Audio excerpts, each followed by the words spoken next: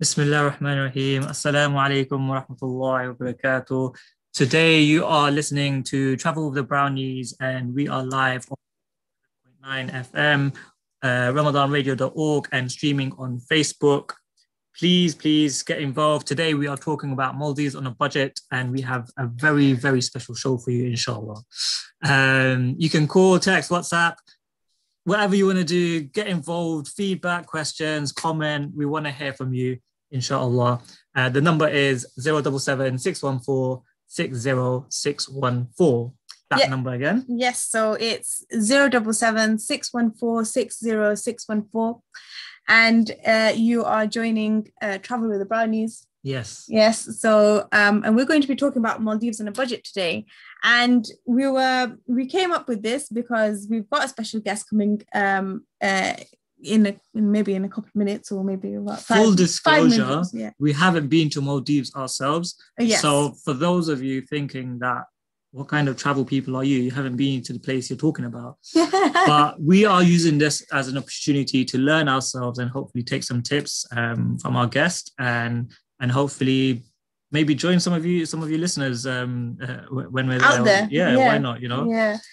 I mean, we always thought Maldives, can you do it on a budget? And we thought, nah, we probably can't. We're actually going to go pre-lockdown, right? Right.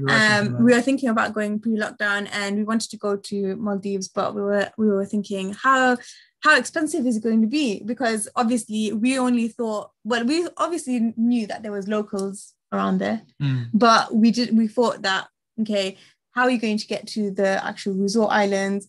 I'm sure you're going to have to charter some kind of plane to get there, all the expenses involved in that, and then even the resort islands itself, like how expensive is it going to be there? So I think that was one of the main things that put us off, really, because we like doing things on a budget, don't we? Definitely. We do like our luxuries. Yeah, but why? Yeah, we do like to do stuff on a budget, though. Anyway, yeah, you're right. I think if we can save money, we will try and save money, and that's with everything, right? Not just traveling. Going on a tangent. Really. Yeah, going on a tangent. Let's tell you a bit more about Maldives before we get into the detail of what we want to talk about. So Maldives is relatively a small country. The population is just over 500,000.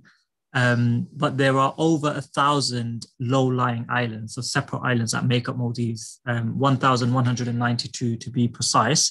And from those, only 200 are inhabited, which I find quite amazing and interesting. Like it's less than 20% of the country is populated or inhabited. And from those 280 are resort islands, so quite a large portion of those are dedicated to tourism. They have 2 seasons, wet and dry, which is, I guess, common for that area of the world. But they do say that all year round it's quite hot and it's a good destination. So it's not one of those countries where you think, oh, is the weather going to be too bad right now? It's not that we know from experience, but Google tells us this. Google tells us.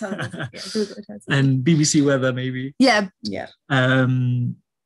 But yeah, we'll probably find out a bit more about the weather and stuff as well with our guest. Average only 1.5 meters above sea level. Wow. So that must mean that there's a risk of losing certain islands, right? Yeah. We're going. Yeah. I think that's one of the concerns that the people of Maldives and the Maldivian government have, is that there is that risk of long-term submersion of the whole of some of the islands of Maldives. So it's quite of sensitive topic there, because especially because of climate change, etc. That's coming more and more in the news. Makes you think that, how long do I have left to visit Maldives? Yeah, it's true. And I guess especially because of the coastal erosion that's happening, I was just reading some figures, about 70% of the infrastructure of Maldives is threatened by a lot of this, the sea level rising, the coastal erosion. So, I mean, we need to quickly get there. Let's see if we can actually do Maldives on a budget, though. That's the question. That's the thing that we're going to be talking about today. So, first things first, though, Okay, because we always have this. Yeah, this is now a staple of our program. Yeah, there is a quiz, and this is for no other reason but to try and get you listeners to obviously increase your knowledge, but also get in touch. We want to hear from you.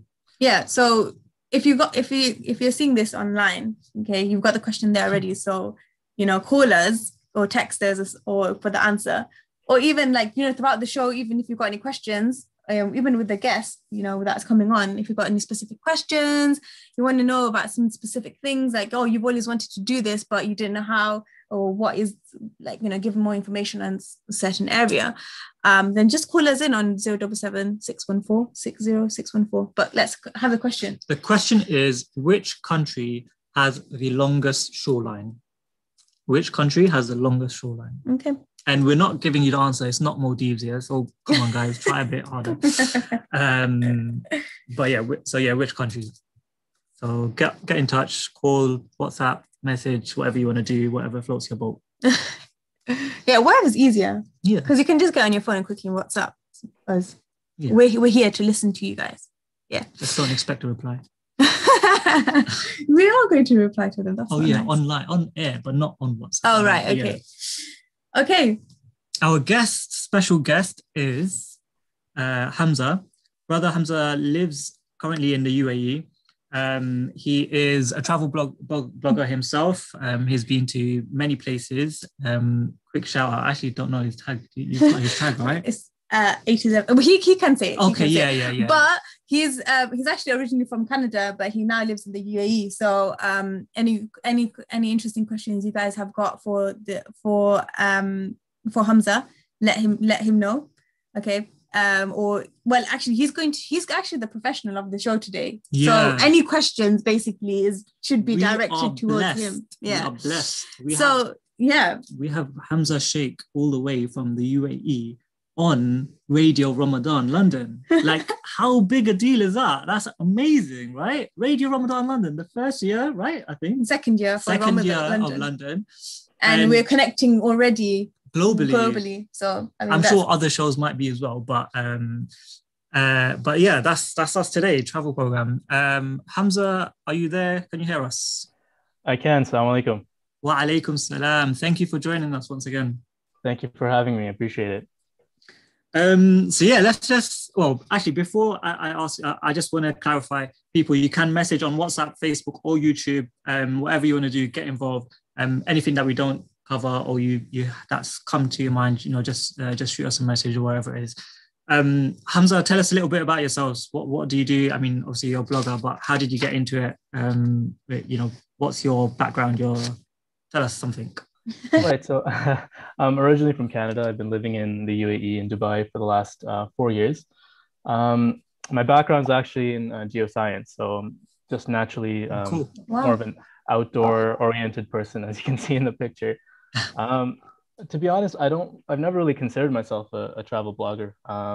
But I've always had an interest in the outdoors and travel and photography.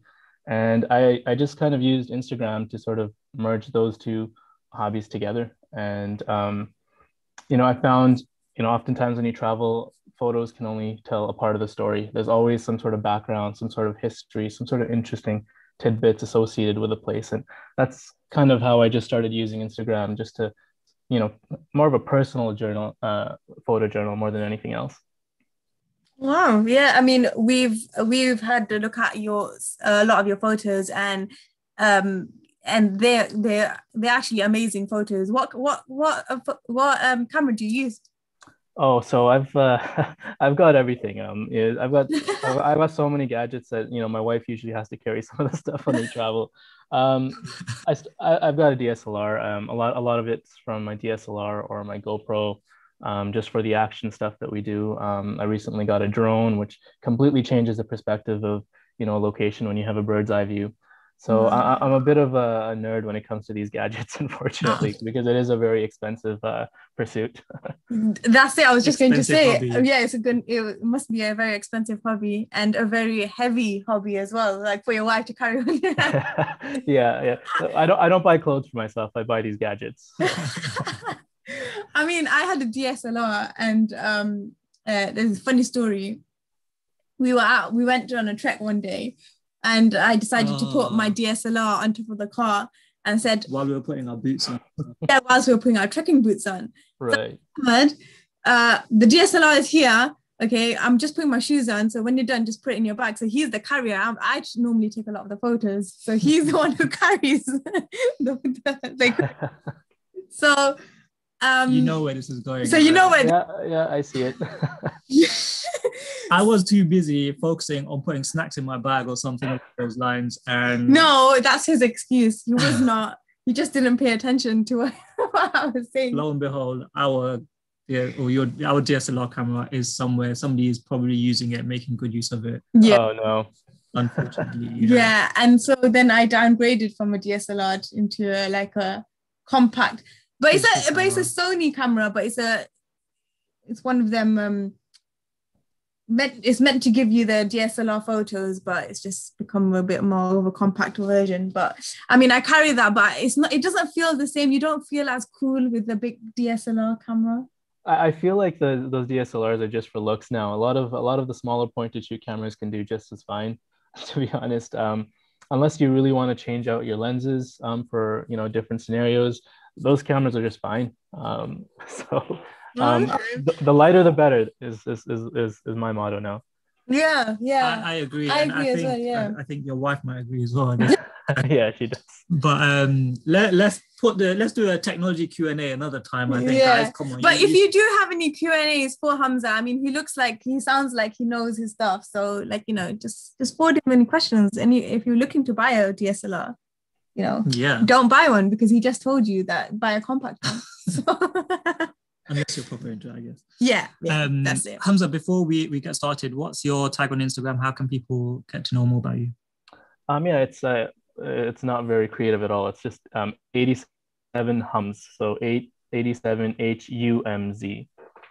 Okay, that's okay. Good to know. Good to know. Yeah. Everyone listening in, if you want to see some amazing epic pictures, get on to 87 HUMZ. Or Z, as you say. Yeah, how do you guys say it? We say Z, but okay. Z. No, I'm joking. Z, Z, whichever. Yeah. Good to know. Yeah. Yeah. Dubai's a multicultural city. Like you lose track of what's proper and what's proper. Well, we're open to all of it. We're all proper. All inclusive. Good. We're all inclusive. That's it. So should we get into? Let's get into it. Let's ask. Hamza, our question today is: do we do Maldives on a budget? Please enlighten us. So we've got the next. That's about. So we've got there resort island versus local island. Okay. Mm-hmm. 2 pictures. These are all Hamza's pictures, by the way. Okay, because obviously he's been there, we haven't. So, obviously you can see the contrast, the stark contrast between the 2 hotels and the 2 islands. Tell us how do they differ? Yeah, so I think the 2 most obvious ways they differ is the experience that you get and the price. Resort islands, as you can see on the right, it's definitely more of a luxurious experience. The way these islands work, the islands themselves are resort islands. They're private islands just for the resort. So there's going to be accommodation like villas on the island, as you can see in the background in the top right photo. There's actually restaurants owned by the resort and villas owned by the resort on that island, and then they've got these water villas. So it's very private. Each island is its own resort island. Like I said, very luxurious experience, all-inclusive options, half-board options. So in that sense, it's very nice. It's a private property. Only resort staff and guests are allowed. It can feel a bit isolated, but people do prefer the privacy. But obviously, with that comes a heavier price tag. Like we found just what we thought we were paying for when we stretched our budget to go to this resort. We actually had to end up paying a lot more when we got there because the excursions from these islands are a lot more expensive than they would be from a local island. Okay. Yeah, definitely. There's definitely a markup of anywhere, and I can get into that a bit later, but anywhere from 50% to 200% markup on the activities and the food. And whoa. okay. By contrast, the local islands, they're just a much more laid back experience. You're sort of part of everyday local Maldivian life. I would say in some ways, it's a more authentic way of experiencing the Maldivian culture, which is, visibly Muslim. It's got Muslim norms, a Muslim dress code. Um, but obviously it's not as private. As you can see, that the building that I showed there, that was the hotel that we stayed in. And honestly, and I have some pictures online on my Instagram as well. The inside was very, very nice. It was, modern. It was new. It was furnished. It had a very nice bathtub, a rainfall shower, kind of all of that, but still at a fraction of the price because it's not a private island. Um, this hotel was sort of along the coastline, which is shared by many such guest houses and hotels. And so the beach was it was a public beach, but it was a shared beach. But you did have your own sun loungers that you could relax on. And yeah, and just overall, more of an island life feel. If you've been to some of the islands in Southeast Asia, it kind of gives you that vibe. Very laid back. In the morning you can see the fishermen go out to catch fish. In the evening, they've got you'll even see families, sort of men and women and their kids in the water catching the bait fish, so they can go out and catch the big fish in the morning. Oh, okay. So it's really cool to see, and all of that. It's much more that experience is much more budget friendly, but it's still very, very enriching. Yeah, I mean, it sounds like, so far from what you've said, I mean, it sounds like more like if you want to stay in touch with the Maldivian kind of culture and their kind of ways of that kind of authentic rustic kind of way, like you would probably be more in touch with that on the local island rather than resort island, because resort island, I guess, is so how do you call it, secluded from anything, really. And I'm quite surprised actually, because obviously when a lot of people think of Maldives, you obviously think of those villas and those private islands, and that's the image that goes to. And like you've shown us a picture here of a hotel on one of the local islands. And so, what are there many tourists that go to local islands? Is it set up for that? Can you still do those same activities? And is there what is it like on local islands? Right. So I do think, and from what I've understood, the Maldivian government has been promoting tourism on these local islands more so in the last 5 to 10 years. I know that there were maybe 2 or 3 or 4 prominent local islands that tourists went to, and those were sort of the only ones that were known. But I think now these islands are being more of these local islands are being known for tourism and being promoted. In terms of, sorry, I didn't catch the last part of your question. Yeah, no, just generally, really. I mean, the other country is it built up for right. So the infrastructure for tourists, right? Yeah. So everything that you can do from a resort island, you can do from the local island. Okay. Yeah. So my wife and I are avid divers, and the whole purpose of our second trip was to do everything else budget so that we can, or as budget as possible, so we can spend a couple of days diving. Whereas on the resort island, it was really expensive, and we just as I said earlier, we'd already stretched our budget for being there. It kind of it was unfortunate that we couldn't spend more to do what we wanted, and I found that we could do that on the resort islands. But yeah, I mean, there's those famous sandbank trips that you can take from resort islands, you can do them from a local island, and for a much less cost. There's fishing trips, sailing trips, there's jet ski rentals. In the top left picture, you can see at the bottom left of the top left picture. Sorry, that's confusing. There's a strip of beach. there's a strip of beach there. That's the public beach. So I think the only downside, and it wasn't a downside for us at all, but for some people, the beach isn't as private. It's being shared by all of the different guest houses and hotels there. Okay. Yeah, I mean, but that wasn't a big deal. In fact, it sort of just added to the experience. There's people playing volleyball, there's people playing football, people out fishing, and Sorry, I just cut out there. Hello? Yeah. So yeah, go on. Yeah, and yeah, so as I said, anything that you can do from a resort island, you can do from a local island, and it will be much cheaper. And I think more and more local islands will start having these amenities. This island that we stayed at, it's called Yukulhas. It's not even prominent in terms of a local island tourists going to these local islands, but still, it was like the hotels were all busy, even through COVID times. There was a dive shop there, and people were staying on the island, for 1, 2, 3 weeks at a time, just diving every day. Whether they were doing Oh, the wow. dive masters or so. Yeah, I mean, I think to answer your question, I think these islands are starting to get more and more geared up to host tourists. And the staff at our hotel, most of them had spent 10 or 15 years on these resort islands. So they come with all this experience, and now they're sort of starting their own, family or friend adventure. That's brilliant, actually. Like, Nice, yeah. and I guess it makes you think that, or maybe support these kind of local. Exactly. Yep. Yeah. Wow. And one of the things that, I mean, when we were doing our research to go to Maldives, we were having a look at how to get to these different islands. And right. Correct me if I'm wrong, but we saw that you can either go by boat or by charter airplane, right?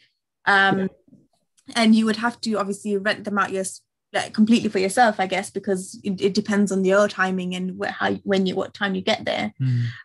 So the thing is, I assume with the resort islands, they would be arranged by the resort or the hotel, whichever you're booking through. Whereas local islands, you would have to do that yourself. So how did you go about that, and how easy or difficult was it? Yeah. Right. So what you said was absolutely correct. When you arrive in Mali, you can either take a speedboat or you can take a private charter. But that private charter, it's not private just for you. It runs on a schedule daily, and they go to all the different islands I shouldn't say all of them, but many of the different islands in the area. And all of that can be arranged by your resort, or even our hotel arranged it for us, to be honest. Oh, wow. We didn't do anything. Both times we went, we were greeted at the airport in Mali by a hotel representative or the resort representative.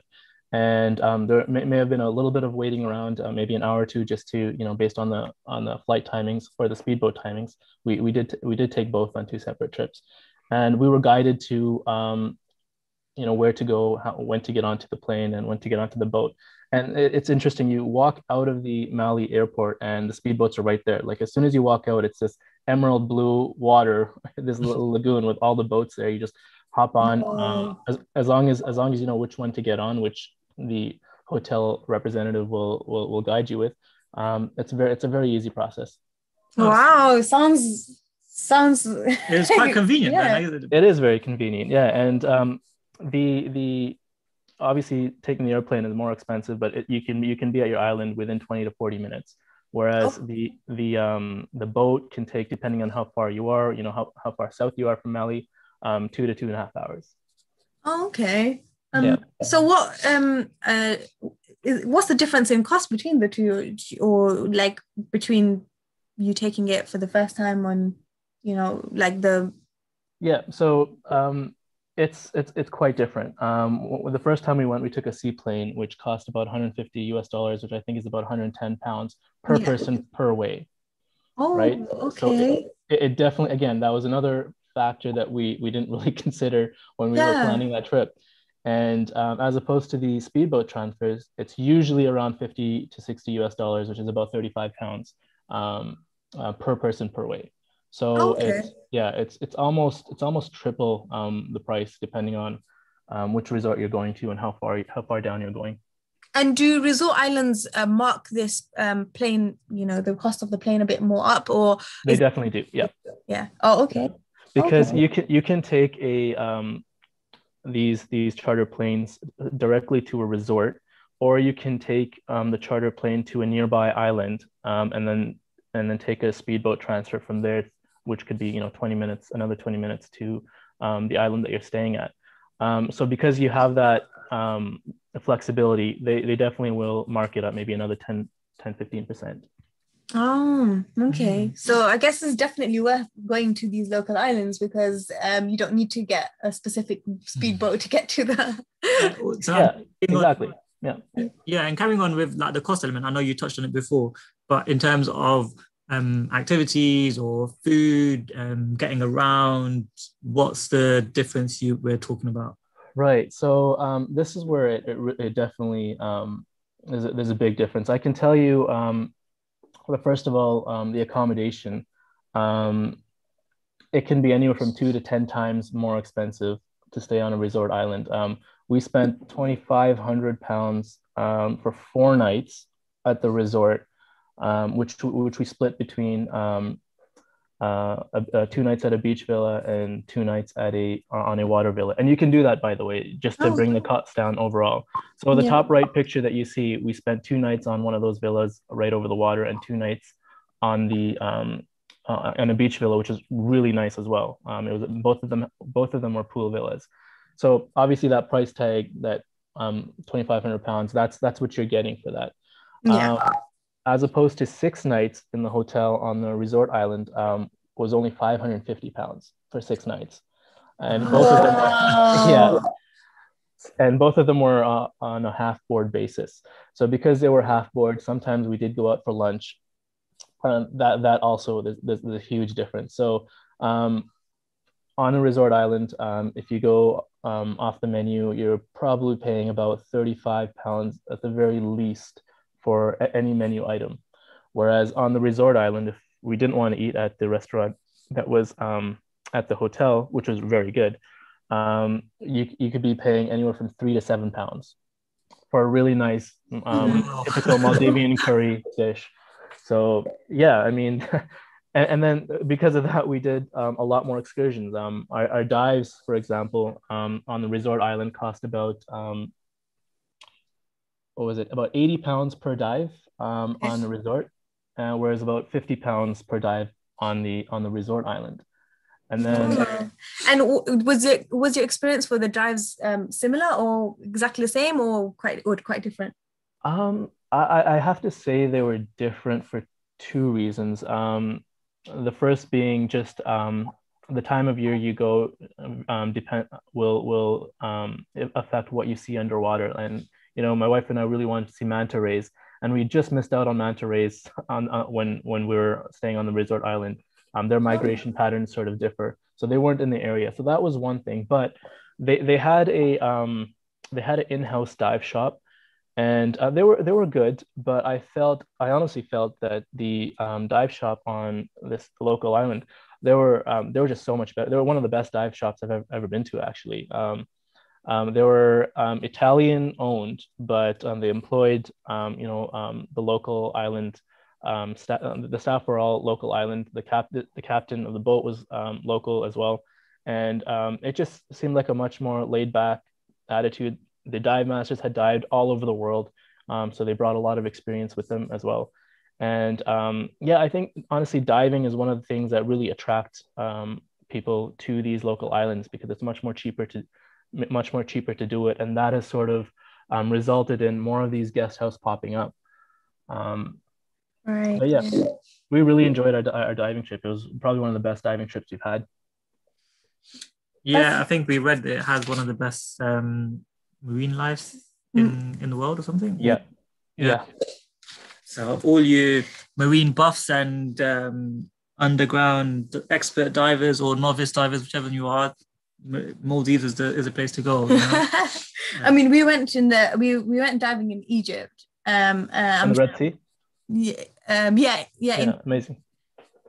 And that was amazing. and that was Yeah. and we thought that was amazing. So I'm sure this one. It's very comparable. The Red Sea is also considered one of the premier diving spots in the world as well. I dived there as well, and very comparable. But I think the type of life you see closer to the shore, or closer to the islands in the Maldives, can get much more diverse. You'll see a lot more bigger pelagic life closer to the island, as opposed to in the Red Sea, where you kind of have to go a little deeper out to see, sharks Yeah. or rays or whatnot. Oh, okay. Yeah, I mean, especially, the the sea level, Maldives, the average sea level is 1.5 meters above. Like, I mean, you would be able to, kind of get, access to these kind of the marine life quite easily. Yeah, I mean, snorkeling, if you're not even a diver, just snorkeling, a couple of meters off the beach, we saw sharks, we saw turtles, different types of fish. So it's bustling in marine life just off the beach. Oh, okay. I mean, we saw one of the pictures, and it's one of the first pictures that we've got on this presentation here.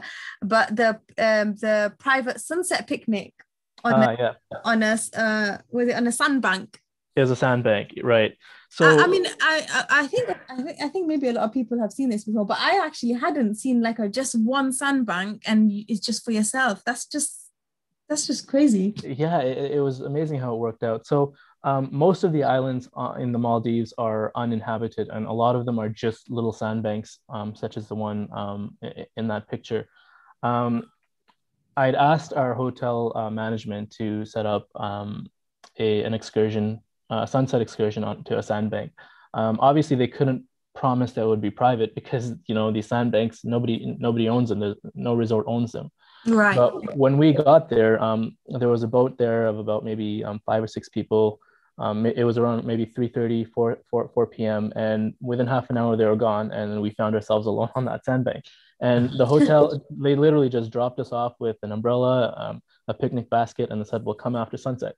And so we spent, a good 3 hours just, snorkeling, and we had the whole island to ourselves. And it was a pretty cool 3-hour castaway experience. Wow. And the price of that was amazing because I believe we paid, I think 40 pounds, 40 pounds per person.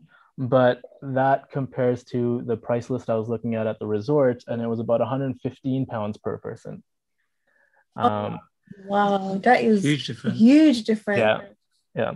So that, I guess, that really, really plays into how much you're willing to spend. And as you said, Hamza, that the cost of just, I guess, the accommodation and being on the resort island, eats. It kind of handcuffs you. It does. Yeah. And I want to echo what the way you started off the show, saying that, you guys are, mainly budget travelers. My wife and I do the exact same thing. Maybe for 1 or 2 nights on a trip, we'll kind of splurge a little bit. But we spend most of our, travel budget on experiences. And I would consider a water villa an experience. I'm not going to lie. It was great. It was an amazing experience, but it's not something that I think I would go for again. At least not anytime soon, just because when you're in the villa and you spent that much, on the villa, you're almost pressuring yourself. I need to enjoy this experience, and I don't want to go. I don't want to leave the villa. I don't want to go out and do an excursion because this is what I paid for. So that is so true. Yeah. That is so true. That does feed into your mind a lot, and you're just like, you know what? But there's so much more to experience, as you've said. That there's so many excursions and there's so many beautiful, things to see, the nature especially, that you would want to be out and about, right? Definitely, yeah.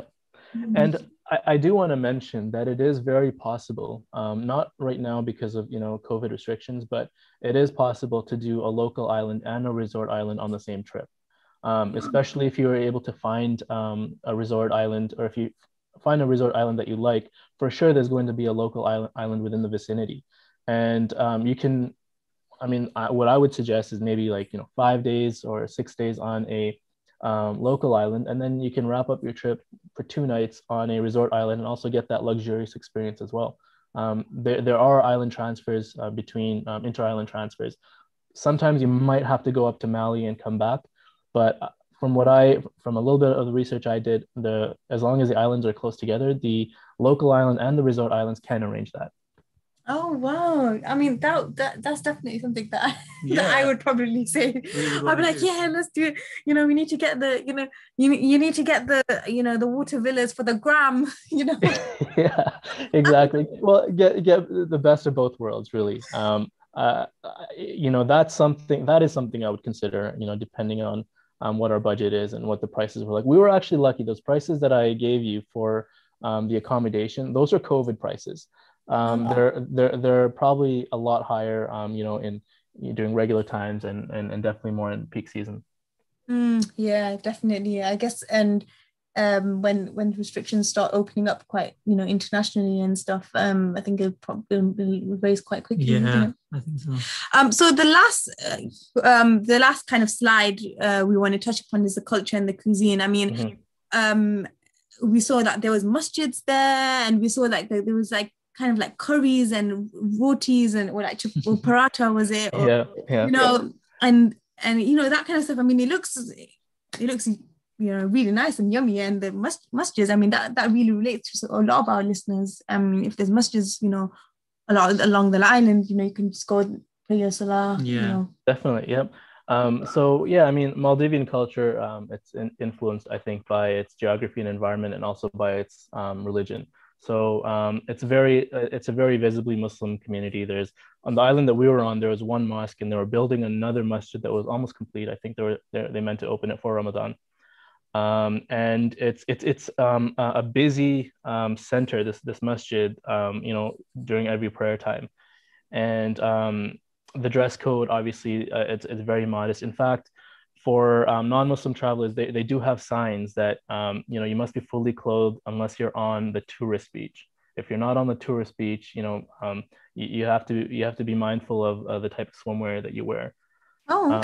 Yeah, and the culture is also very influenced by the surrounding countries. So the Indian subcontinent, Sri Lankan, Southeast Asian. And that kind of plays into the cuisine as well. You saw a lot of curries, the spices that they use. I found it very reminiscent of South Asian cuisine, with definitely a very Maldivian touch.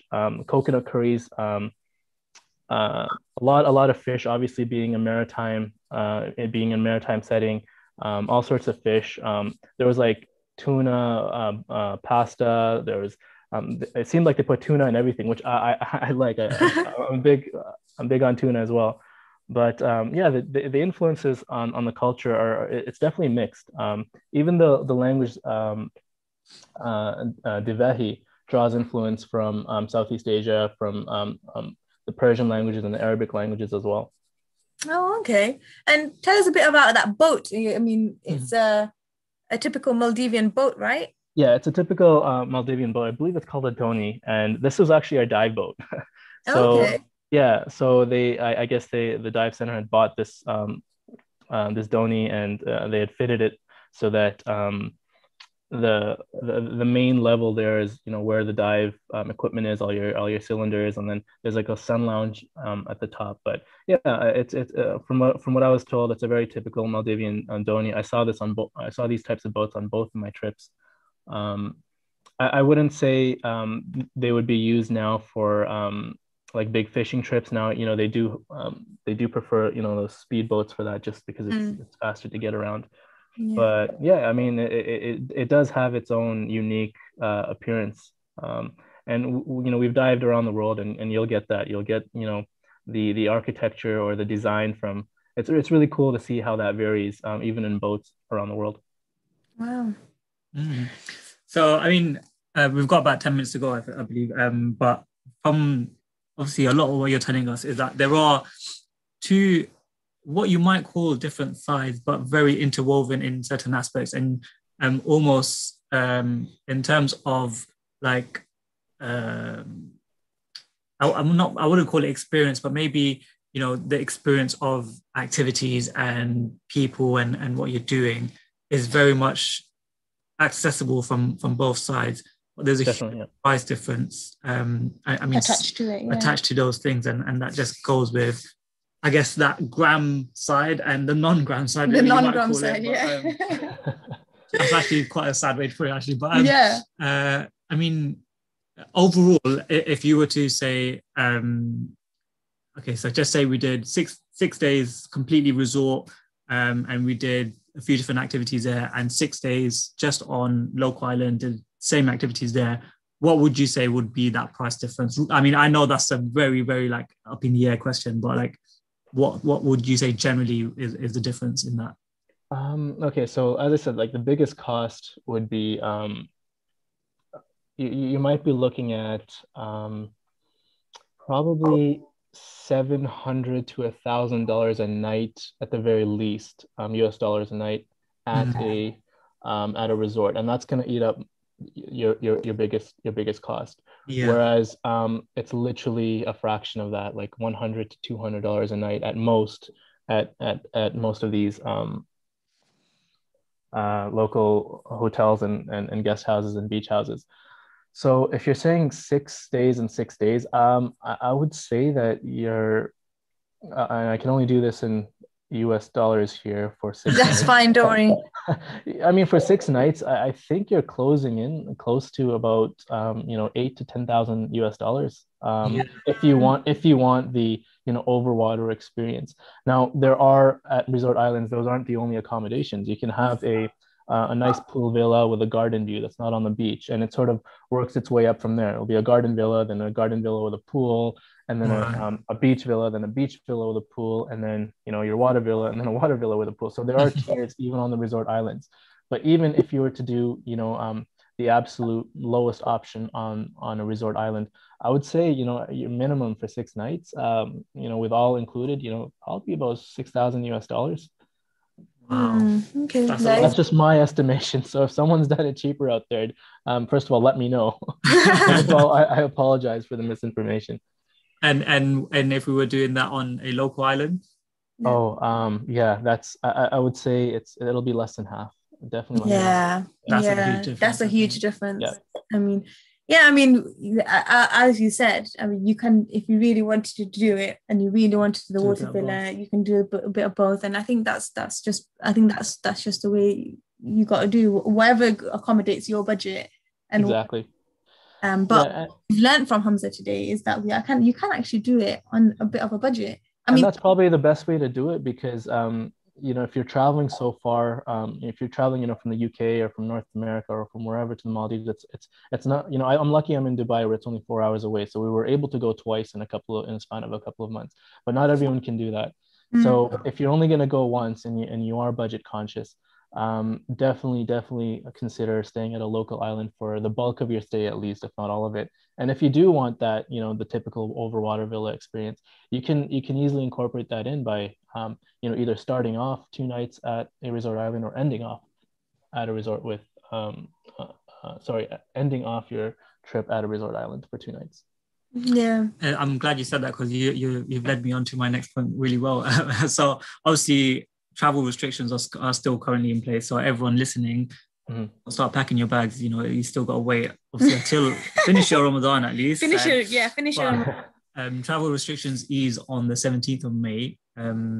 Holidays are actually illegal. International holidays are actually traveling illegal. Is illegal at the moment. So we are not condoning that behavior.